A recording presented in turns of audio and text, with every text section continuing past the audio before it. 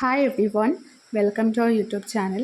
നിങ്ങൾ ആദ്യമായിട്ടാണ് ചാനൽ കാണുന്നതെങ്കിൽ സബ്സ്ക്രൈബ് ചെയ്യുക. അപ്പോൾ ഇന്ന് നമ്മൾ 5ാം ക്ലാസ്സിലെ രണ്ടാമത്തെ ചാപ്റ്റർ, സോഷ്യൽ സയൻസിലെ രണ്ടാമത്തെ ചാപ്റ്റർ ആയിട്ടുള്ള ഫുഡ് ആൻഡ് ഹ്യൂമൻസ് ആണ് എക്സ്പ്ലെയിൻ ചെയ്യുന്നത്. ആദ്യം നോക്കിയ ഒരു ഡയറി എൻട്രി ആണുള്ളത് ഒരു സ്റ്റുഡൻറ്റിൻ്റെ, അത് വായിക്കുക. Today there was a food fest in our school connection with world food day. World food ഡേയുമായി ബന്ധപ്പെട്ട് ഇന്നൊരു സ്കൂളിൽ ഒരു ഫുഡ് ഫെസ്റ്റ് ഉണ്ടായിരുന്നു. How interesting it was. All of us brought different dishes as our teacher had instructed. Teacher പറഞ്ഞ പോലെ തന്നെ നമ്മൾ ഓരോരുത്തരും ഓരോ ഡിഫറെൻ്റ് ആയിട്ടുള്ള ഫുഡുകൾ കൊണ്ടുപോയി. I visited every stall with my friends. What a variety of dishes. ഞാൻ എൻ്റെ ഫ്രണ്ട്സിനോടൊപ്പം പല പല സ്റ്റാളിലും പോയി.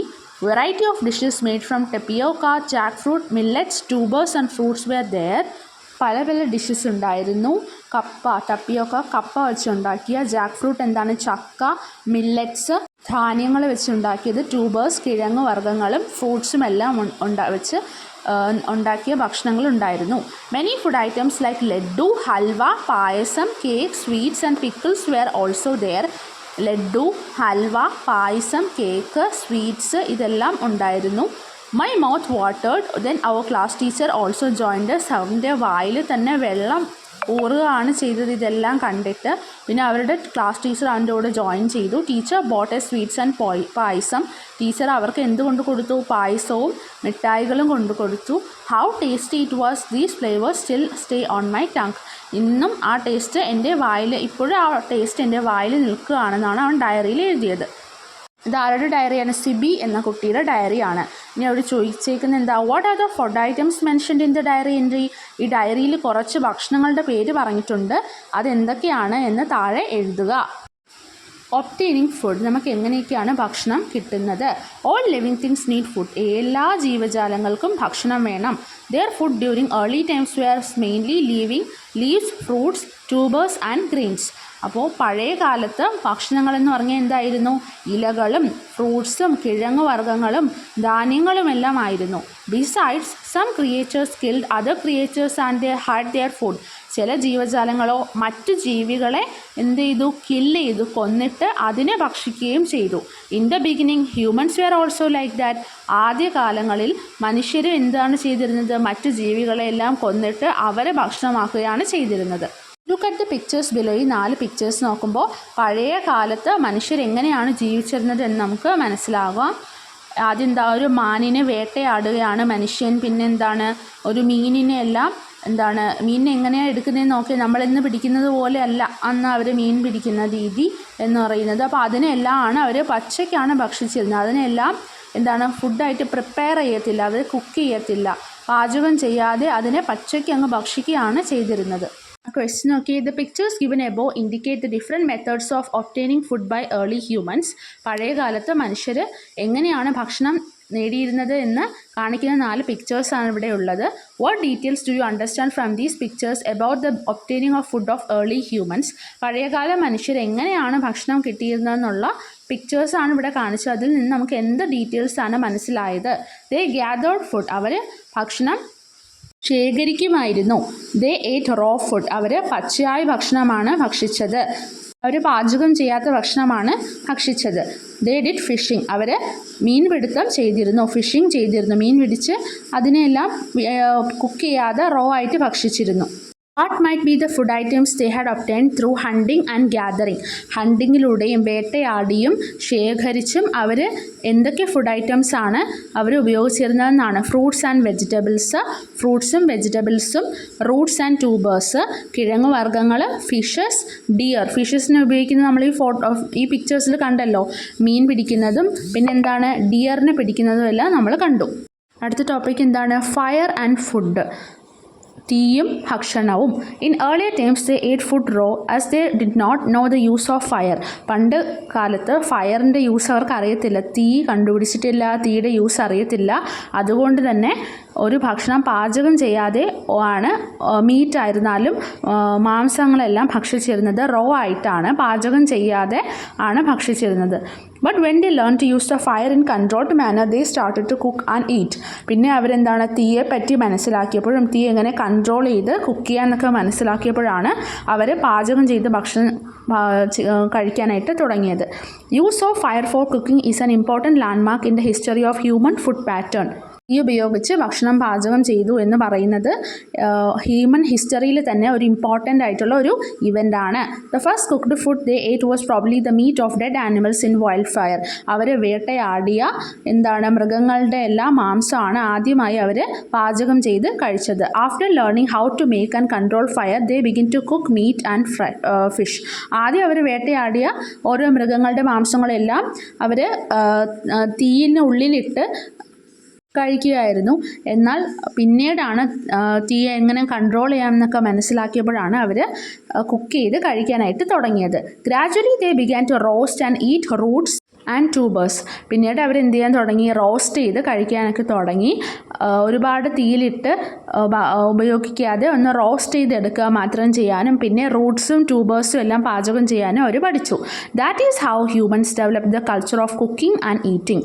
അങ്ങനെയാണ് പതിയെ പതിയെ കുക്ക് ചെയ്യുക എന്നുള്ള രീതിയിലേക്ക് മനുഷ്യരെത്തിയത്. കുക്ക് ചെയ്യുക എന്ന കൾച്ചറിലേക്ക് മനുഷ്യനെത്തിയത്.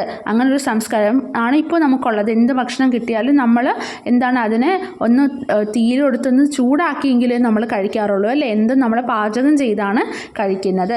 The nomadic man hunted and gathered only the food they need for the day. Later they were forced to find other means to obtain food. പണ്ട് കാലത്ത് അന്നന്നത്തേക്കുള്ള ഭക്ഷണം മാത്രമാണ് അവർ വേട്ടയാടി കണ്ടെത്തിയത്. Later they were forced to find some other means to obtain food. പിന്നീടാണ് ഇങ്ങനെ വേട്ടയാടുക എന്നുള്ളതല്ലാതെ മറ്റ് രീതികളിലൂടെ എങ്ങനെയെല്ലാം ഭക്ഷണം എങ്ങനെ ശേഖരിക്കാമെന്ന് മനുഷ്യൻ പഠിച്ചത്. ഇനി എങ്ങനെയാണ് ഫയർ കണ്ടുപിടിച്ചതെന്ന് പഠിക്കണ്ടേ. Fire production and control. അവിടെ ഒരു ഗ്രീൻ ബോക്സ് നോക്കിയേ. Humans observe that fire was produced when the dry branches of trees rubbed against each other or against the surface of rocks. അപ്പോൾ ഹ്യൂമൻസ് മനസ്സിലാക്കി, പണ്ട് കാലത്തെ മനുഷ്യർ എങ്ങനെ മനസ്സിലാക്കി, അവർ നോക്കുമ്പോൾ ഉണങ്ങിയ ചില്ലകൾ, മരത്തിൻ്റെ ഉണങ്ങിയ ചില്ലകളെല്ലാം പരസ്പരം റബ്ബ് ചെയ്യുന്ന സമയത്ത് തീയുണ്ടായി. അതുപോലെ തന്നെ രണ്ട് ഉണങ്ങിയ കല്ലുകൾ തമ്മിൽ റബ്ബ് ചെയ്താലും തീ ഉണ്ടാകും എന്നവർ മനസ്സിലാക്കി. Thus they learned that fire could be made by rubbing dry woods against rocks or by rubbing stones. അങ്ങനെ അവർ മനസ്സിലാക്കി ഡ്രൈ വുഡ്സ്, ഉണങ്ങിയ തടികൾ ഒരു റോക്കിൽ ഉരസുമ്പോഴോ അല്ലെങ്കിൽ രണ്ട് കല്ലുകൾ തമ്മിൽ പരസ്പരം റബ്ബ് ചെയ്തിട്ടോ ഫയർ ഉണ്ടാക്കാമെന്ന് മനുഷ്യൻ മനസ്സിലാക്കി. അങ്ങനെയാണ് പിന്നീട് ഫയർ ഉപയോഗിച്ച് കുക്ക് ചെയ്യാനായിട്ട് തുടങ്ങിയത്. What were the possible conditions that forced early humans find other ways to obtain food? എന്തൊക്കെയായിരിക്കും പല കാരണങ്ങൾ that forced the early humans to find other ways to obtain food? മറ്റു ഭക്ഷണങ്ങൾ കണ്ടുപിടിക്കാനായിട്ട് മനുഷ്യനെ ഫോഴ്സ് ചെയ്ത കാര്യങ്ങൾ എന്തൊക്കെയായിരിക്കും എന്നുള്ളതാണ്. Scarcity of food. ആ ഭക്ഷണത്തിന് ക്ഷാമം ഉണ്ടായി. ഈ ഹണ്ട് ചെയ്തും ഗ്യാദർ ചെയ്തും മാത്രം കഴിച്ചുകൊണ്ടിരുന്ന ഭക്ഷണങ്ങൾ എല്ലാവർക്കും തികയാതെയായി. അപ്പോൾ ഭക്ഷണത്തിന് ക്ഷാമം വന്നു. റൈസ് ആൻഡ് പോപ്പുലേഷൻ കൂടി, ഒരുപാട് ജനസംഖ്യ കൂടിയപ്പോൾ ഒരുപാട് പേരുണ്ടായപ്പോൾ അവർക്കെല്ലാം ഈ ഭക്ഷണം തികയാതെയായി. എൻവയോൺമെൻറ്റിലുണ്ടായ ചേഞ്ചസ് ഇതെല്ലാം മനുഷ്യരെ മറ്റ് ഭക്ഷണങ്ങൾ തേടുന്നതിന് ഫോഴ്സ് ചെയ്തു. അടുത്ത് നോക്കൂ, food production. Over a period of time human started domesticating animals and plants for their daily food. ഒരു സമയം കഴിഞ്ഞപ്പോൾ എന്ത് ചെയ്തു, മനുഷ്യൻ ഡൊമസ്റ്റിക്കേറ്റ് ചെയ്യാൻ തുടങ്ങി, വളർത്താൻ തുടങ്ങി. എന്തൊക്കെയാണ്, അനിമൽസിനെയും പ്ലാന്റ്സിനെയും. അവർ ഫോറസ്റ്റിലൊക്കെ കണ്ട അനിമൽസിനെയും പ്ലാന്റ്സിനെയും എല്ലാം അവർ വീട്ടിൽ കൊണ്ടുവന്ന് വളർത്താനായിട്ട് തുടങ്ങി. Initially they domesticated sheep and got for food. ആദ്യം അവർ ഷീപ്പിനെയും ഗോട്ടിനെയുമാണ് ഭക്ഷണത്തിനായിട്ട് ഡൊമസ്റ്റിക്കേറ്റ് ചെയ്തു, വീട്ടിൽ വളർത്താൻ തുടങ്ങി. ഇതിനൊക്കെയാണ് ഷീപ്പിനെയും ഗോട്ടിനെയും. Dog was the first animal domesticated by humans domesticate ചെയ്ത വീട്ടിൽ കൊണ്ടുവന്ന് വളർത്തിയ ആദ്യത്തെ അനിമൽ ആരാണ്? ഡോഗാണ്. Since dog was easily tameable they were used for watching and hunting. ഡോഗിന് വേഗം പരിശീലിപ്പിക്കാൻ സാധിച്ചുകൊണ്ട് തന്നെ അവർ ഹണ്ട് ചെയ്യാനെല്ലാം ഡോഗിനെ ഉപയോഗിക്കാൻ തുടങ്ങി. However, with the spread of agriculture, they started to domesticate other animals for food. എന്താണ് അഗ്രികൾച്ചർ സ്പ്രെഡായപ്പോൾ കൃഷിയെല്ലാം സ്പ്രെഡായി തുടങ്ങിയപ്പോൾ അവർ ഓരോ പ്ലാന്റ്സിനെ കൊണ്ട് വളർത്താൻ തുടങ്ങി നമ്മൾ പറഞ്ഞല്ലോ. പ്ലാന്റ്സിനെ വളർത്തുക എന്ന് പറഞ്ഞാൽ എന്ത് തന്നെയാണ്? അഗ്രികൾച്ചർ തന്നെയാണ്. അവർ കൃഷി ചെയ്യാൻ സ്റ്റാർട്ട് ചെയ്തപ്പോൾ മറ്റ് അനിമൽസിനെ മറ്റു പല ആവശ്യങ്ങൾക്കായിട്ട് അവർ വീട്ടിൽ വളർത്താനായിട്ട് തുടങ്ങി. വീടെന്ന് പറയുമ്പോൾ എന്താണ്? അവർ താമസിക്കുന്ന ഇടത്ത്. എന്നാൽ വീട് നമ്മൾ ഇന്ന് കാണുന്ന പോലെയുള്ള വീടുകളൊന്നുമില്ല. അവരെവിടെയാണോ താമസിക്കുന്നത് അതിൻ്റെ അടുത്തെല്ലാം പ്ലാന്റ്സിനെയും അനിമൽസിനെയും വളർത്താനായിട്ട് തുടങ്ങി. Early humans might have started thinking about agriculture when they noticed seedlings sprouting from the discarded food items. പുതിയ തൈകൾ മുളച്ച് വരുന്നത് കണ്ടപ്പോൾ തന്നെ മനുഷ്യർ അഗ്രികൾച്ചർ ചെയ്യുന്നതിനെ പറ്റി പണ്ട് ആലോചിച്ച് കാണും അല്ലേ? കൃഷി ചെയ്യുന്നതിനെ പറ്റി എപ്പോഴായിരിക്കും ആലോചിച്ച് കാണുക? ആ ചെറിയ വിത്തിൽ നിന്ന് തൈകൾ മുളച്ച് വരുന്നത് കണ്ടപ്പോൾ. If the seeds were left on the rock they would dry out. അപ്പോൾ വിത്തുകളുടെ ഒരു റോക്കിൽ തന്നെ ഇട്ടിരുന്ന, ഒരു കല്ലിൻ്റെ മുകളിൽ തന്നെ ഇട്ടിരുന്നാലോ അതെല്ലാം ഉണങ്ങിപ്പോവും. വാട്ടറിലിട്ടിരുന്ന അവരെല്ലാം അഴുകിപ്പോകും. However humans learn that seeds germinate in moist and warm soil. അപ്പോൾ മനുഷ്യർ എന്ത് മനസ്സിലാക്കി? എങ്ങനെയാണ് ഒരു വിത്ത് മുളയ്ക്കുന്നത്? അതിനെ മോയ്സ്റ്റ് ആൻഡ് വാം സോയിലിട്ടാൽ, ഒരു നനഞ്ഞ ഒരു മണ്ണിലിട്ടാലാണ് പുതിയ സീഡ്ലിങ്സ് തൈകൾ ഉണ്ടാകുന്നതെന്ന് മനസ്സിലാക്കി. Thus cultivation of crop started. അങ്ങനെയാണ് കൃഷി തുടങ്ങിയത്. That's the edible plants, roots and saplings were selected, planted and cultivated. അപ്പോൾ എന്താണ്? കഴിക്കാൻ പറ്റുന്ന പ്ലാന്റ്സിനെയും ട്യൂബേഴ്സിനെയും കിഴങ്ങ് വർഗ്ഗങ്ങളും പ്ലാന്റ്സിനെ എല്ലാവരും അവർ മനസ്സിലാക്കി. ഇപ്പോൾ ചീര നമുക്ക് കഴിക്കാൻ പറ്റുന്ന ഒരു പ്ലാന്റ് അല്ലേ? അതുപോലെ തന്നെ കിഴങ്ങ് വർഗ്ഗങ്ങൾ അതിനെല്ലാം മനസ്സിലാക്കി അതിനെയെല്ലാം കൃഷി ചെയ്യാൻ അവർ സ്റ്റാർട്ട് ചെയ്തു. In the early days wheat, barley, little millet and tubers were cultivated.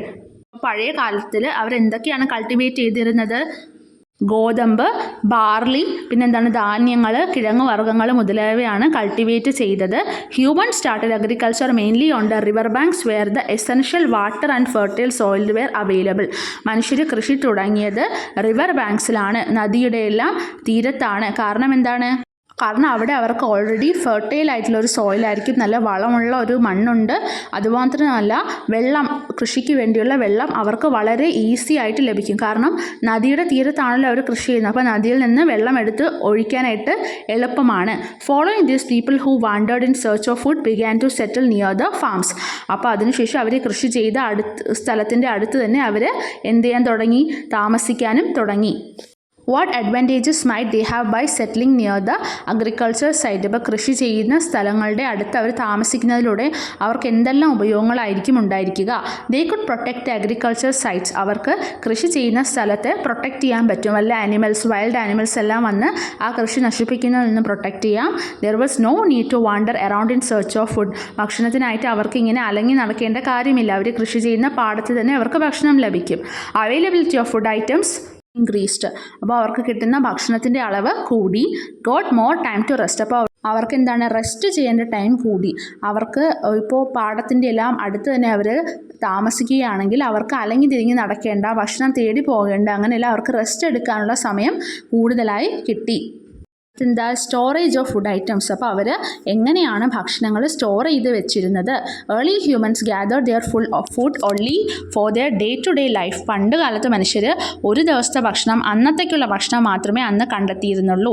പക്ഷേ എന്താണ്? But with advancement of agriculture humans got more food they needed. പക്ഷേ അഡ്വാൻസ്മെൻറ്റ് ഓഫ് അഗ്രികൾച്ചർ, കൃഷി മുന്നോട്ട് പോയപ്പോൾ അവരെന്ത് ചെയ്തു?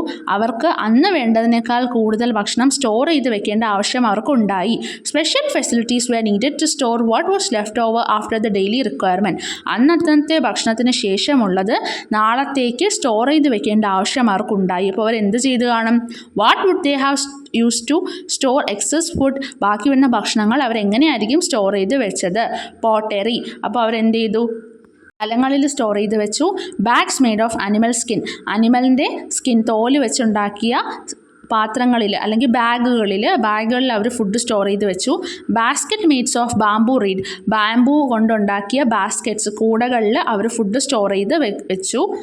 പിന്നെ എന്ത് ചെയ്യാൻ? ഡ്രൈ ചെയ്ത് വെക്കാം. ഉണക്കിയ ഭക്ഷണങ്ങളെല്ലാം ഉണക്കി നാളത്തേക്ക് സൂക്ഷിക്കാനും പറ്റും.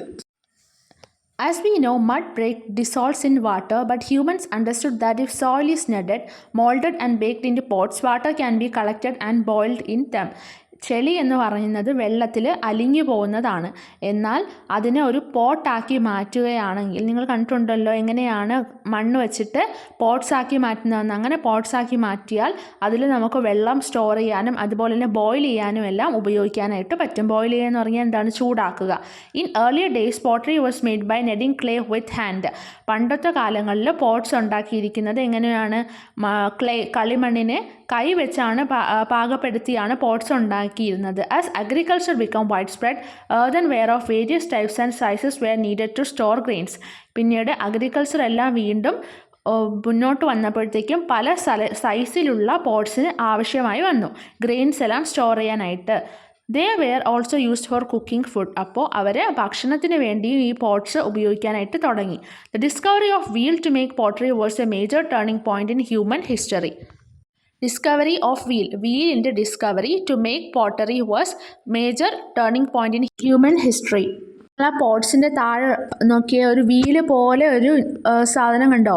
അതാണ് നമ്മൾ ഇപ്പോൾ പോട്ട്സ് ഉണ്ടാക്കാനായിട്ട് ഉപയോഗിക്കുന്നത്. പണ്ടെല്ലാം കൈകൊണ്ടാണ് ഉണ്ടാക്കിയിരുന്നത്. അപ്പോൾ അങ്ങനെ ഒരു വീല് കണ്ടുപിടിച്ചു എന്നുള്ളത് വലിയൊരു ഇവൻ്റ് ആയിരുന്നു ഹിസ്റ്ററിയിൽ. There is evidence of granaries constructed in early times to store food grains. പണ്ടുള്ള കാലങ്ങളിലെല്ലാം ഗ്രാനറീസ് ഉണ്ടായിരുന്നു. ഗ്രാനറീസ് എന്ന് പറഞ്ഞാൽ തന്നെ കളപ്പുരകൾ ഉണ്ടായിരുന്നു. ഫുഡ് ഗ്രെയിൻസ് സ്റ്റോർ ചെയ്ത് വെക്കാനായിട്ട്, ധാന്യങ്ങളെല്ലാം സ്റ്റോർ ചെയ്ത് വെക്കാനായിട്ട് കളപ്പുരകൾ ഉണ്ടായിരുന്നു. ഗ്രാനറി എന്ന് പറഞ്ഞാൽ എന്താണ്? Indus valley civilization, Harappan civilization, ഇതിലൊക്കെ ഗ്രാനറീസ് ഒരു ഇമ്പോർട്ടൻറ്റ് പാർട്ടായിരുന്നു. കളപ്പുരകൾ പ്രധാനമായി ഉണ്ടായിരുന്നു. അതെല്ലാം ഉണ്ടാക്കിയിരുന്നത് എന്ത് വെച്ചിട്ടാണ്? കളപ്പുരകൾ ഉണ്ടാക്കിയിരുന്നത് ബ്രിക്സ് വെച്ചിട്ടാണ്, ചുടുകല്ലുകൾ വെച്ചിട്ടാണ്. Grains were brought from distant villages and stored in these granaries. ധാന്യങ്ങളെല്ലാം ദൂരെയുള്ള വില്ലേജസിൽ നിന്നെല്ലാം പോയി കളക്ട് ചെയ്തുകൊണ്ട് വന്ന് അല്ലെങ്കിൽ വാങ്ങിക്കൊണ്ട് വന്ന് ഈ ഗ്രാനറീസ് കളപ്പുരകളിലെല്ലാം സ്റ്റോർ ചെയ്ത് വയ്ക്കുമായിരുന്നു.